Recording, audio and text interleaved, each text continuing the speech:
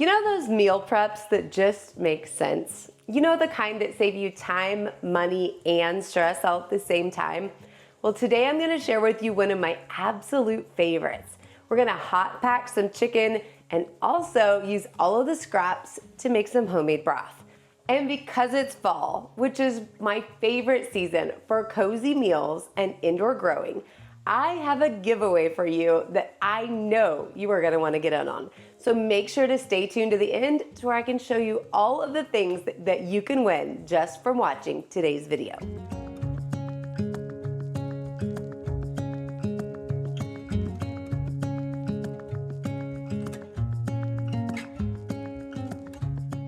When life gets busy and things get tight, all I want to do is find a quick and easy go-to to feed my family. And my all-time favorite for this exact occasion is home canned chicken. Recently, when I was doing a pantry inventory for my Pantry to Plate channel, I noticed that not only was I out of home canned chicken, but I was also out of chicken stock. So it made it the perfect time to bring you two of my all-time favorite things that I can make out of one purchase from the store. That means we're getting double the value out of this one item purchased. Most people just toss away what I use to make the best part of this entire prep. So I'm going to show you the whole thing start to finish. And we're going to talk about why I like to hot pack my chicken instead of raw pack. I know this is something that really divides the canning world on what's better and what they prefer. So if you're new to canning, I'm going to go over my preferred method, show you the quickest way to get it done, and take you through all the steps right here today. I will also note very quickly before we move on that if you are not a canner, this information is still valid for you and this meal prep hack can still be done. You'll simply freeze the chicken once cooked and freeze the broth, having both of those items still available in your kitchen to make your meals come together in no time. The only difference, of course, is you need to have that freezer space. Now, to get started on the actual hot pack process, the first thing you need to do is cook your chicken in some way. Now, you do not have to fully cook your chicken. And if you are working with completely frozen birds, you can put them directly in your Instapot still frozen. You just want to make sure that they don't have any of the innards or gizzards still inside. If you do, you want to make sure they're thawed enough to where you can pull that bag out before you throw them in your Instapots. Once you do, depending on the size of your pot, which I'll link the information down below, but the smaller 6-quart pots will process your chicken a little bit faster. The 8-quart pots take a little bit longer. I think it's about 10 minutes total difference, but you want to cook the bird anywhere from 30 to 40 minutes, depending on weight and the size of your pot. Once you do that, all you have to do is let it cool and then pull everything off the bone. Now, while I am using Instapots to cook my chicken, there are a lot of ways to get this job done. So if you don't have an Instapot or two, definitely don't rule yourself out on this process. You can often pick up roasting ovens or even Instapots for that matter at a great deal at thrift shops or even garage sales. Just make sure they work before you take them home. I think the last time I got an 8-quart, I got it at a thrift shop and it was $30 brand new. So you can get some really, really great deals. You can also just cook your chicken in any traditional way that you like to cook it. Because I like to be as hands-off as possible, since I'm actually doing this in the middle of our homeschool day at home, being as hands-off as possible is definitely what's best here at our house. Now you see here, I'm also using an Instapot steaming basket to hold all of the chicken inside one particular pot. I did find that was super easy, but I only have it because it came with the pot itself. So if you don't have one of those, just putting your chicken up on the rack, the trivet that comes with it, and then adding your water underneath will go ahead and cook the chicken beautifully as well. I added about a cup of water under every single chicken. That did produce enough steam to go ahead and cook it, but it also makes a delicious broth.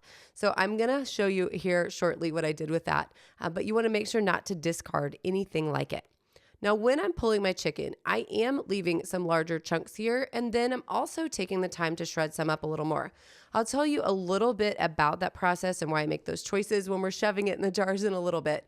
But needless to say, the larger pieces will have a little bit of a different texture when you come to pull it out and make your final dish than those smaller pieces will, just because of the amount of cooking and the amount of softness that will come in with the more shredded pieces of chicken.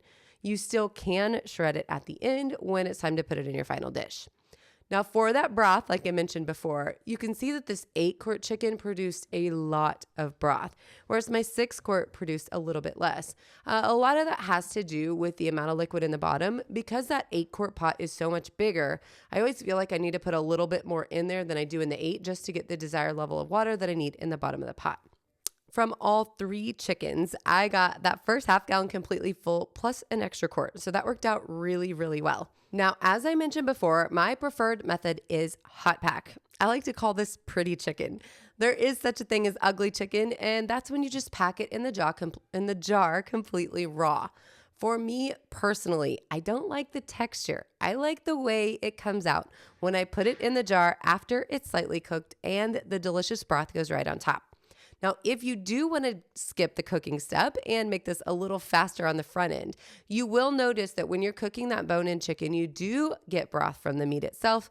I just don't find that it produces quite enough, and I like to reserve this broth when I'm actually cooking the meal at the end and use it for another dish, or just depending on what I'm putting it into, know that I have some of that broth already in the jar with the chicken and I know what it measures to. So this is my personal preference. Now, when hot packing, the goal is to have your broth, your chicken, and your canner all at the same temperature. So if you were to stall in this process and have pre-cooked chicken and pre-cooked broth, yet you want to put this off, say, and do this the next day, you can do all of that. Just make sure that when you're putting it in your canner, you're putting it in cold water on the canner with the canner turned off and slowly warming all of the ingredients at the same time. So cold jars, cold chicken, cold broth, and cold canner, or hot jars, hot chicken, hot broth, and hot canner. Just make sure the temperature in all is about the same. The goal here is to prevent any kind of thermal shock. So that's all that you're worried about. And I know that sometimes can be really confusing to make sure what's going where when you're starting out this process. Just keep it all the same and you will be fine. Now, I did go ahead and wipe down my rims after I added the broth, and also made sure to use a chopstick to go in and get out any air bubbles that might have been hiding down in that chicken. That often happens, and when you release air bubbles, it messes with the headspace. So because we're doing chicken, I left 1.25 inches headspace, and I did have to go back and top some off just to make sure that that remained the same even after I removed the air bubbles. If you forget to go ahead and debubble before you wipe the rims, go ahead and wipe your rims again, because the last thing you want is to go to all of this effort and then have a little bit of chicken fat on the rim that prevents your jar from sealing. Now here you notice I tried one ring and it did not go on the jar smoothly. So I put that ring to the side. The last thing you want to do is try to force a ring on and then have a seal problem. Often when people do have seal problems, it's because their rings are slightly dented and they're not getting even pressure all around the rim the entire time. So if you're trying to force it, you're likely to have an issue at the end. So don't do that to yourself. Throw it away, get it out of your set, and you won't have that issue moving forward. Another question that I recently had on canning chicken was what cuts of meat are best. I personally prefer to use a whole chicken anytime that I can. You pay less per pound for a whole chicken, and you get the bones that are going to be so helpful for the broth here shortly. So anytime you can get more items out of one product, the better off you're going to be. Also, if you're doing something like breast, I just find that it's so dry. And even if you add juice to it, I just don't like it as much as I like a little bit of dark meat added into the mix. So I have used things like thighs or legs before, but my personal preference is to use the whole chicken. Additionally, depending on where you shop, you can get a whole chicken at Sam's or 3 whole chickens at Sam's and usually pay around $15. So that's a huge savings for the entire set. While all that chicken is in the canner, it's time to turn our attention to another way that I like to say big in the kitchen, which is growing your own greens. You probably noticed how expensive lettuce and spinach get once fall hits. A single box of greens can run $4 or $5 and it barely lasts a week. But with the Easy Leaf planter and their grow light that Vigo just introduced, you can grow a whole tray after tray of fresh leafy greens right inside your house for just pennies a harvest. The new Easy Leaf planter is actually so new I don't even have it in yet, but it does feature the same easy watering technology from the other planters that I have and love from Vigo. It actually gives specific directions depending on how new your seeds are and offers a custom grid to fit right on top that you can take out if you'd like to make sure you're getting the perfect spacing for your crops. Additionally, we're going to give you one of the lights to go with it to make sure you can have fresh produce even on cold, dreary winter days. And if that isn't enough, we're going to throw in a seed pack kit for you full of all of the cold season favorites. I will make sure to drop links to everything down below. And if I have an active discount code, I'll put that down there for you as well. But if you want to enter to win this awesome prize pack, there are a few things you have to do. One, you need to like and subscribe to my YouTube channel. Also subscribe to the Vigo Garden channel, which I will link down below.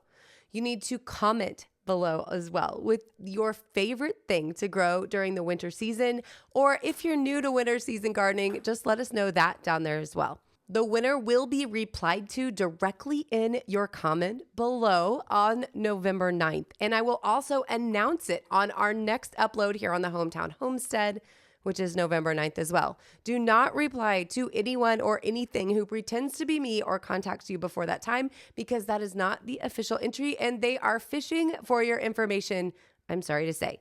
So I want to thank my friends at Vigo for sponsoring this awesome giveaway, and I will make sure to link to all of the great items discussed down below.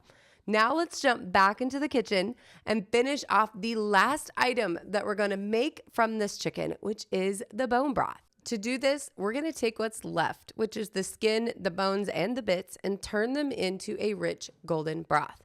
Now, I also keep all of the backs or bones that I have from any other time that we eat chicken in the freezer, which is what you saw me adding to the pots to begin with.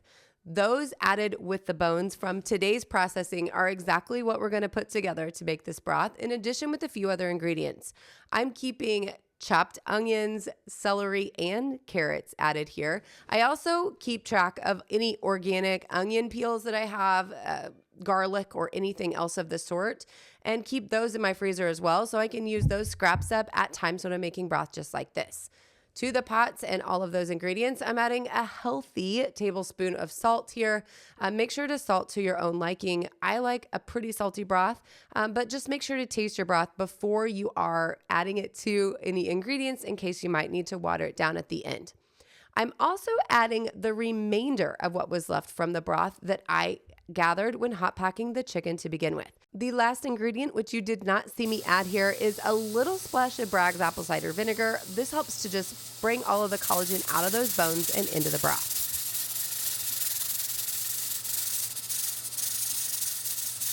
The rattle of the old All-American is something that never gets tiring of hearing, especially that first rattle that you get every single time you're processing a batch. For me lately, I have been relying heavily on my digital pressure canner. So this is something that I haven't heard in a while, but since I'm doing such a large load, I needed to get it all done at one time, hence the beauty of the All-American. I can double stack pints or quarts in this, and yes, I did say that. I can double stack quarts in the specific pressure canner.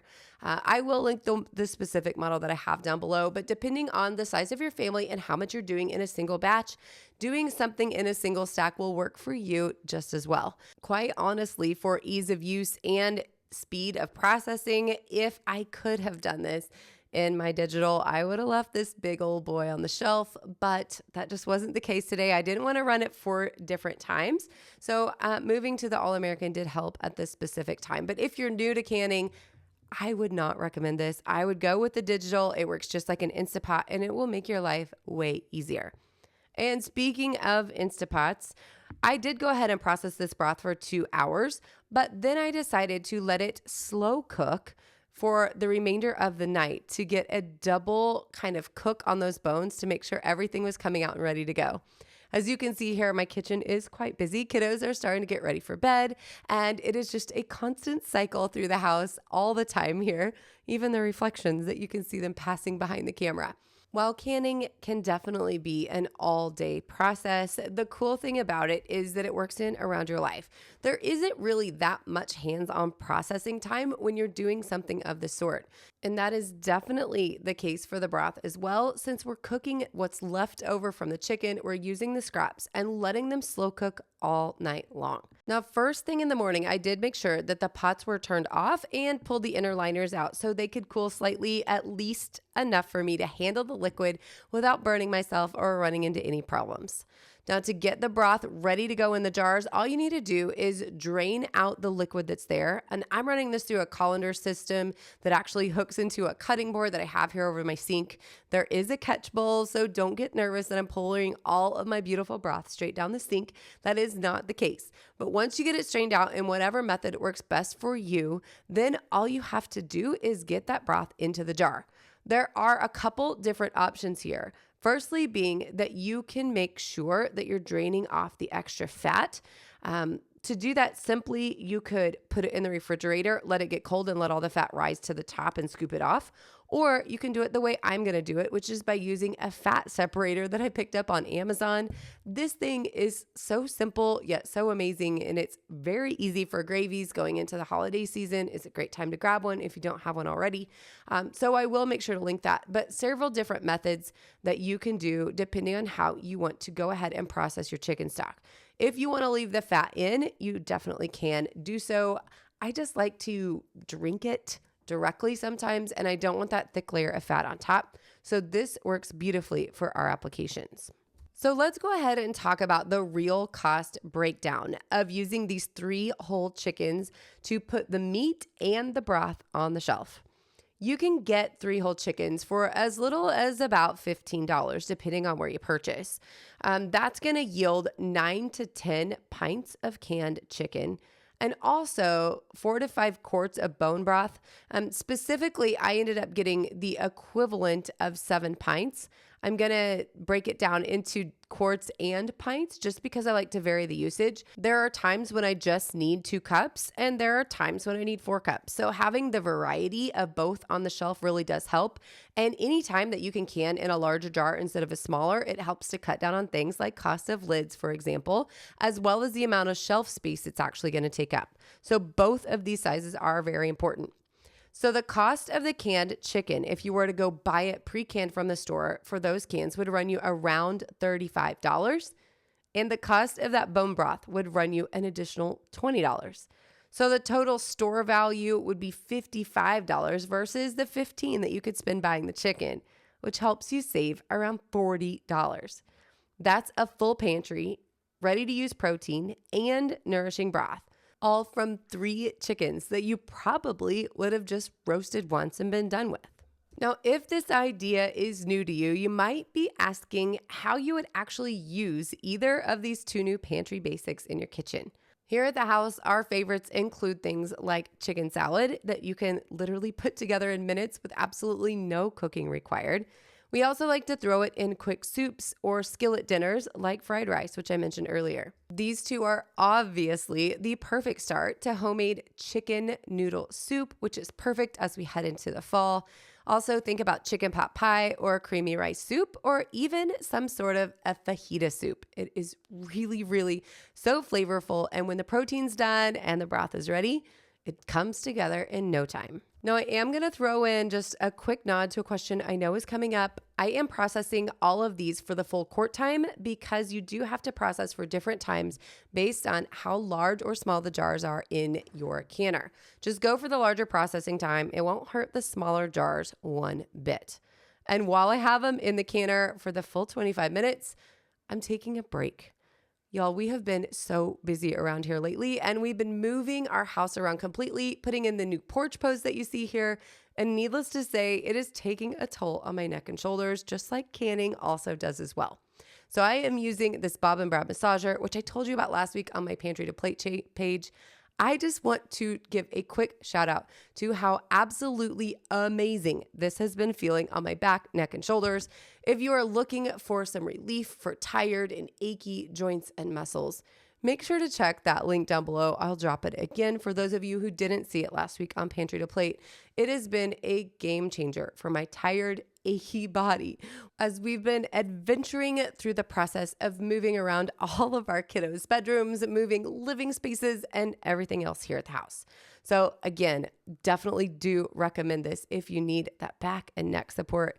Link will be down in the description. Perfect Christmas gift. I could not help but mention it again because I have been loving it so much this past couple of weeks. And now the timer is up, and the only thing left to do is pull these beautiful jars back out of the canner. If you're looking for one prep that will save you money, build your pantry, and give you that homemade flavor all year round, this is it. Try it once and you'll see why it's my favorite. Subscribe if you love practical, from scratch prep like this, and check out the link below for the giveaway to the Vigo indoor gardening line. Thanks for stopping by, friends, and I'll see you back soon.